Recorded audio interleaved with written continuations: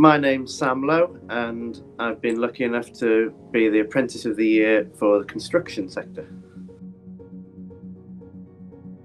Rather than me doing it from a young age and deciding to be a mature apprentice, was a case of needing it, I think.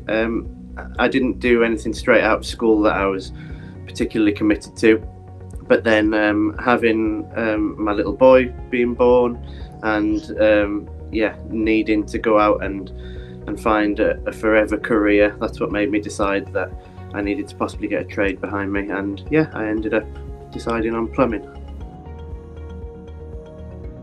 I definitely recommend an apprenticeship. I think the fact that you can go out there and experience the work that you're considering doing as a career is just a massive part of an apprenticeship. You can go out, you can live it, but you can also be under somebody's wing and not have the full responsibility of it from the beginning. I just think it's the best way of learning.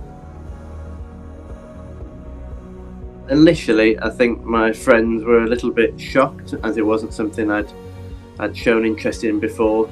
But again, being a little bit older, I think they understood that the fact that I was going to go into something which I think a majority of people can agree that a trade is a good thing to have behind you. So all my friends were very supportive, I think were as interested as me to see how it was going to go. Being of the mind that I wanted to go self-employed after my apprenticeship, I also focused on trying to pick up tips or lessons on how the business was run by the person that took me on. So as much as I was there learning about plumbing and the trade, I was also trying to soak up as much as I could about running a business as well. So the apprenticeship in itself helped with that as well, and now I've gone straight from my apprenticeship into being self-employed and starting my own business. So it's been a massive help. From the second I started, really, if not before, people were asking me whether I could do jobs for them, and those jobs went from small little jobs that people were just asking me to do kind of on the side to becoming bigger jobs as they knew I was taking it seriously. And as I did officially go self-employed, it hasn't stopped ever since, really. I'm just inundated with work.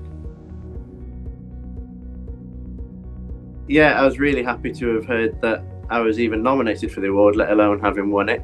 It's nice. It's been a lot of hard work to get done as quickly as I have and as well as I have. So it was nice to have a bit of recognition for it, I suppose. I was very happy to hear that I'd won.